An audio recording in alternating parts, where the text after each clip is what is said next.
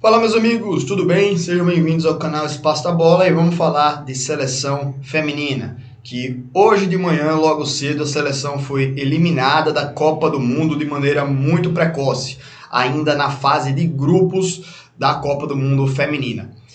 Foi a pior campanha desde o ano de 1995, 28 anos atrás, e a gente está aqui para dar um pouco da nossa opinião, porque muita gente até considerou que foi o pior resultado de todas as Copas do Mundo feminina. Então vamos repercutir um pouco aqui e trazer um pouco da nossa opinião sobre o futebol feminino no Brasil, certo? Já deixa o like aqui nesse vídeo, se inscreve aqui no canal, manda para outras pessoas, manda seu comentário sobre a seleção feminina e vamos tentar repercutir um pouco disso aqui também.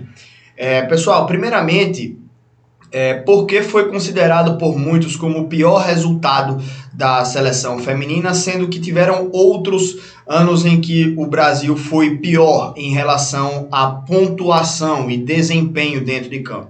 Porque 28, 30 anos atrás, o Brasil não tinha sequer tanto investimento no futebol masculino, né? Mas no futebol feminino ele era menor ainda, ele praticamente não era praticado aqui no Brasil, né? Então, e a expectativa e o investimento feito pela Confederação Brasileira de Futebol no futebol feminino, ele foi realizado esse investimento e a expectativa nesse ano era alta, principalmente porque tínhamos aí praticamente o último ano da Marta como jogadora da seleção. Não sei se ela continua no futebol, eu creio que ela continue mais um tempo, mas ela já tem 37 anos, próxima Copa tem 41, então é muito difícil que ela volte a jogar. Vamos lembrar também que a Formiga, que é outra jogadora marcante da seleção brasileira, ela jogou até mais de 40 anos, né? Inclusive na seleção.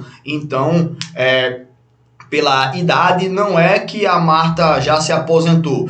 Eu acho que se ela chegar ainda em alto nível, se ela conseguir cuidar bem do corpo, talvez ela consiga ainda ir para a Copa do Mundo de 2027, né? Isso ainda jogando, né? Talvez não como titular, talvez não como uma potencial jogadora para entrar e resolver as partidas, mas talvez como uma pessoa experiente ali também, que possa transmitir confiança, entrar em algumas partidas faltando alguns minutos para tentar dar um diferencial técnico na equipe se precisar. Mas como a própria Marta já falou, ela fez a sua última participação em Copa do Mundo hoje, né? Infelizmente.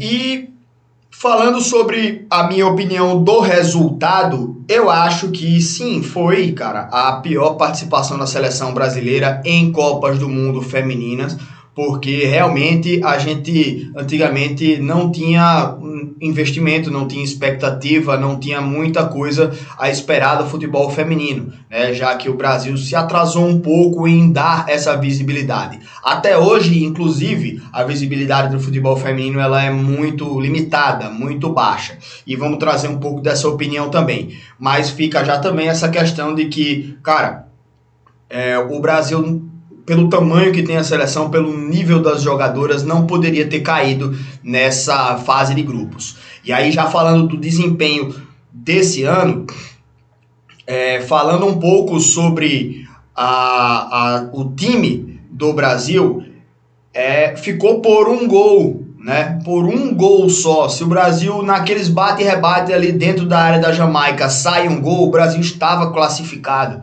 Então, foi uma Copa em que o Brasil, apesar de ter um resultado frustrante, foi por pouco que não se classificou, certo?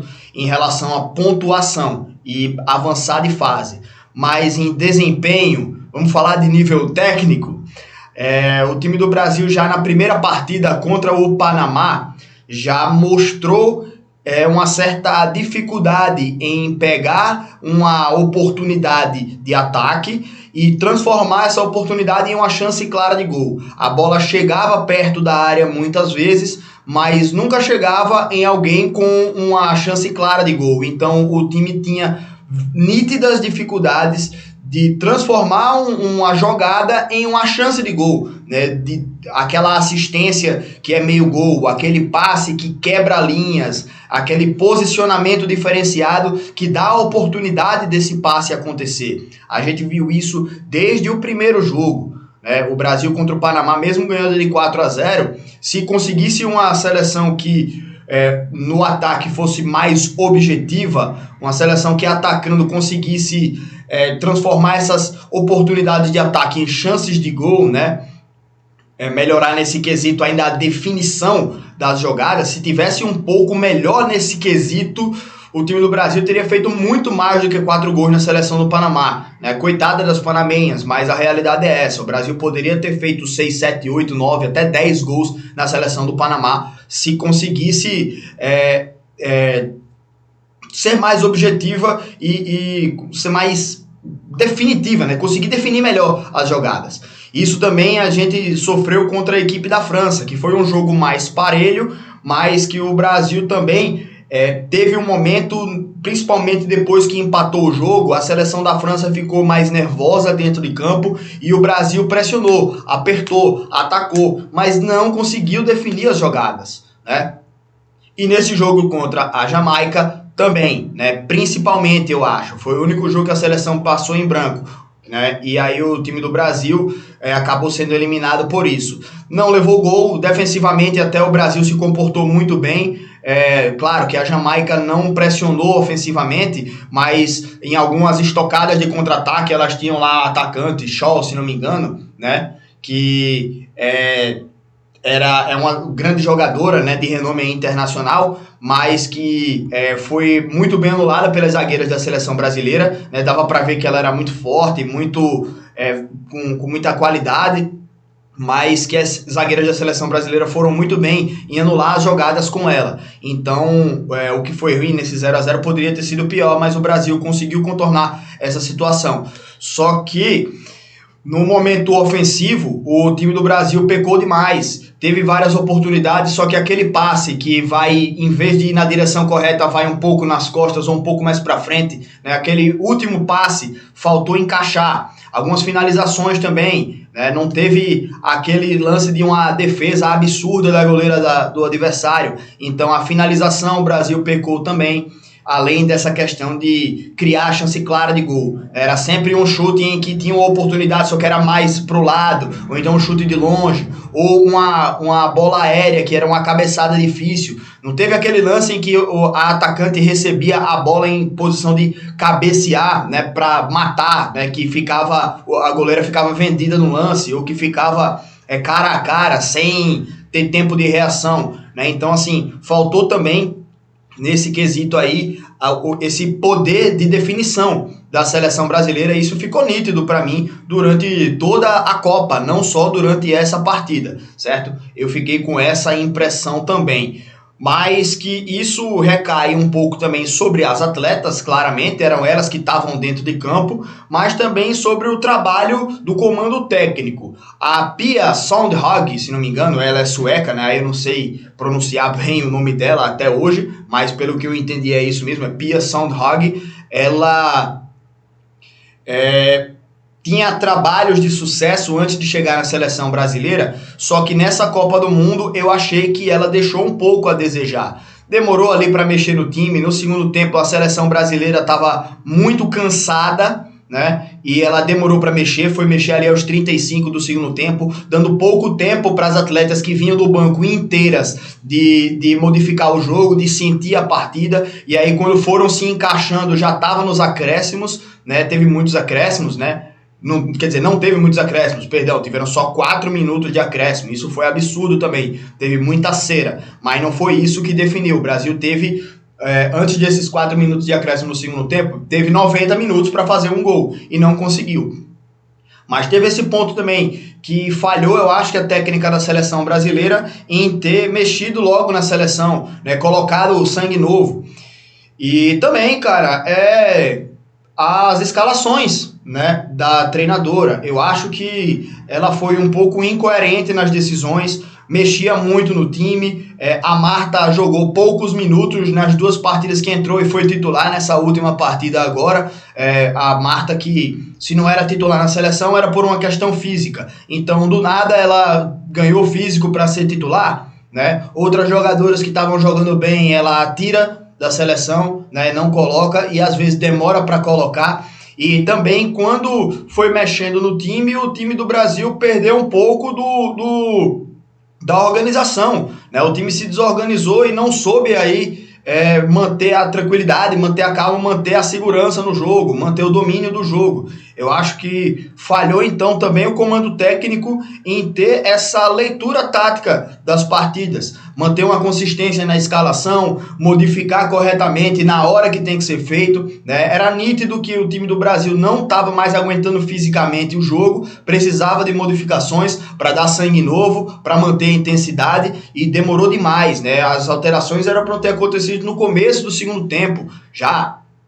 Tirar alguma jogadora que não tivesse conseguindo quebrar as linhas e colocar outra lá que tivesse sangue novo para tentar correr um pouco mais. As que entraram até tentaram correr, tentaram participar do jogo, mas muito tardiamente, né, com pouco tempo aí para sentir realmente o jogo, entrar na partida, pegar o ritmo do jogo e encaixar, né, o entrosamento ali na partida. Então eu acho que demorou nisso também. Então foram vários pontos aí que culminaram nessa eliminação. O Brasil não foi eliminado só hoje. O Brasil foi eliminado também na derrota contra a França. Poderia ter virado o jogo, poderia ter ganho a partida, poderia ter empatado contra a França, né? E aí iria para outras questões também, né? Iria para saldo de gols, iria para outra coisa. E aí o Brasil poderia ter tido resultados melhores nessa Copa do Mundo. Mas por conta de todos esses pontos aí, o time do Brasil acaba sendo eliminado. E vamos falar um pouco também sobre o que a gente pode pensar para o futuro. Ano que vem já tem já tem Olimpíadas.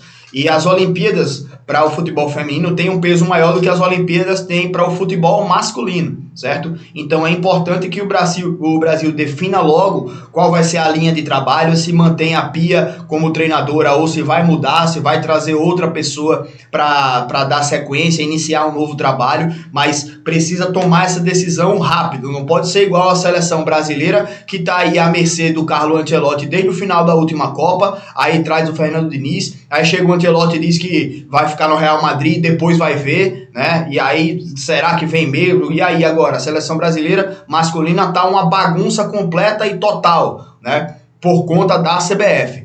Tomara que eles tenham uma leitura mais rápida e mais certeira no que se fala de seleção feminina, né? E em relação a investimentos, cara, o que eu vou falar aqui é muito difícil de falar sem parecer que eu tô menosprezando o futebol feminino. Não quero, certo? Mas hoje o futebol feminino é, na visão do mercado, um produto que dá muito menos visibilidade ou atratividade do que o futebol masculino. Então é difícil você despejar dinheiro em algo que não está dando retorno nesse momento.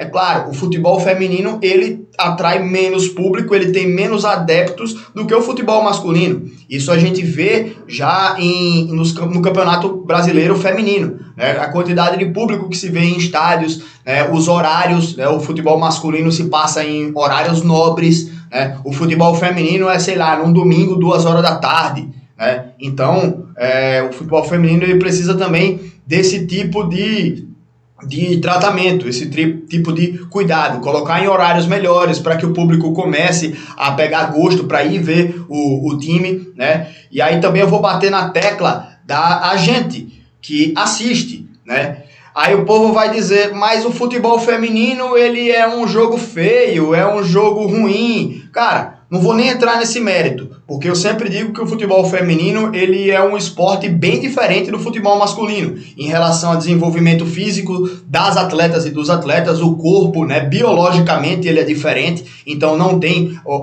mesmo tipo de movimentação, são um pouco diferentes, né, em estatura também, né, a trave é muito maior para as mulheres, porque as mulheres biologicamente são menores do que os homens, né, estatisticamente falando. Tem também o desenvolvimento do corpo, que tem essa questão também da mobilidade.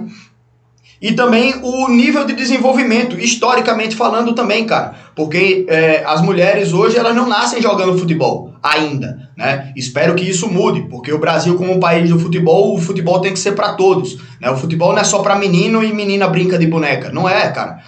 Menina que quer jogar futebol, joga futebol, né? Então, e pra ser justo também, menino que quiser brincar de boneca pode brincar de boneca também. Quem quiser faz o que quiser, e eu não tô aqui pra julgar ninguém, certo? Então faça o que te fazer feliz, meu irmão.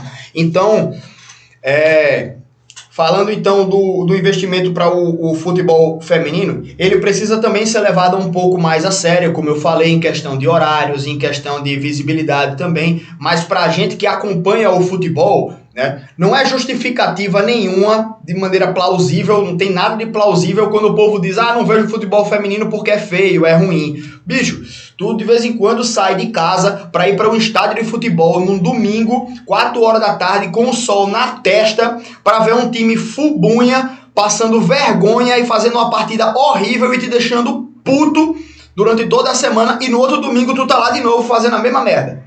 Por que com o futebol feminino tem essa visão de não assisto porque é ruim? E o teu time ruim, porra? Tá ligado? Então, assim, não é uma justificativa plausível sob hipótese alguma, não acompanhar o futebol feminino porque é ruim, certo? E não vou entrar também nesse mérito, né? Porque a gente já vi vários jogos de futebol feminino que são muito mais interessantes do que jogos de futebol masculino, certo? Então, assim, é isso, cara. Por parte não só da federação, né, mas também das empresas que transmitem, né, de pessoas que queiram investir. Hoje, por exemplo, é mais barato você investir em um time de futebol feminino do que em um time de futebol masculino, porque hoje ainda não tem essa discrepância de salários, né? O futebol feminino recebe muito menos do que o masculino, isso é um fato, certo? Eu não tenho valores aqui, mas isso é um fato conhecido hoje, né? Mas que esse cenário ele pode ir mudando ao longo do tempo. E parte também da gente dar um pouco mais de atenção, um pouco mais de visibilidade para o futebol feminino, para que ele possa se desenvolver. Não estou dizendo para a gente abandonar o futebol masculino, não. Estou dizendo para que os times possam tentar buscar alguns parceiros, as federações tentem também buscar alguns fundos aí, sei lá, vai atrás da CBF e dizer assim, CBF, queremos fazer um futebol feminino forte aqui no estado. Vamos trazer um investimento aqui para a gente poder distribuir para os clubes exclusivamente para o futebol feminino. A gente tem esse projeto, tal. Parte também do interesse, né? Parte do interesse também em correr atrás desse investimento, dessa atenção e buscar esse desenvolvimento, certo? Passa muito por isso também, e aí o que eu tô falando é no futebol feminino de um modo geral, porque naturalmente quando você tem o futebol feminino se desenvolvendo, né, de baixo para cima, começando lá embaixo, você vai começar a dar oportunidade para mais pessoas vão ver que essa é uma oportunidade, vão começar a assistir mais, e aí naturalmente os campeonatos vão ganhar mais notoriedade e vão crescer, vão evoluir, vão ganhar mais investimento. Então isso tudo é uma bola de neve, mas a gente precisa também dar mais atenção. Não falo as empresas, né? Não falo só os donos da caneta lá, dos clubes, das emissoras de televisão e das confederações. Estou falando da gente mesmo, cara, torcedor, sabe? E não tem justificativa plausível nessa questão de não assistir porque é feio, porque é ruim, que nem nada disso, não. Teu time é ruim, tu não fala nada disso, pô. Tu assiste de todo jeito, né? Tá lá no estádio. Mas é isso, cara. É uma pena a seleção brasileira feminina ter sido eliminada, mas que todas as críticas feitas à seleção, elas ficam também, né? Mas que sirva também de aprendizado para que a CBF busque uma linha de trabalho também mais consistente, uma linha de trabalho que dê mais frutos e que seja mantendo a treinadora, trocando a treinadora, né? Mas a seleção brasileira ficou devendo bastante realmente, mas que a gente não pode também virar as costas, como a Mônica falou, né? Como a Marta falou também após a partida, que a gente mantenha a empolgação que teve no início da Copa e que a gente não vire as costas, porque se a gente virar as costas agora, a próxima Copa em 2027 vai ser pior ainda, certo? Então é isso, cara. Torcendo aqui também pelo desenvolvimento do futebol feminino aqui no Brasil. Essas camisas aqui da seleção, ela tem as estrelas da seleção masculina e todas da seleção masculina. A seleção feminina ainda não tem nenhuma, infelizmente, mas a gente precisa buscar isso. O Brasil, o futebol do Brasil, ele é muito grande e ele precisa ter mais representatividade, certo? É isso, cara. Estamos na torcida aí pelas meninas, certo? Não só as da seleção, não só as dos grandes clubes, mas também os pequenos, os menores, e que o futebol feminino se desenvolva para que a gente possa ter um produto de mais qualidade para entregar, né? Tanto na seleção quanto no dia a dia do futebol mesmo, certo? Então é isso, gente. Uma boa tarde aí para todos vocês. Muito obrigado por acompanharem aqui esse vídeo de hoje. Tamo junto e até a próxima, galera. Obrigado. Valeu.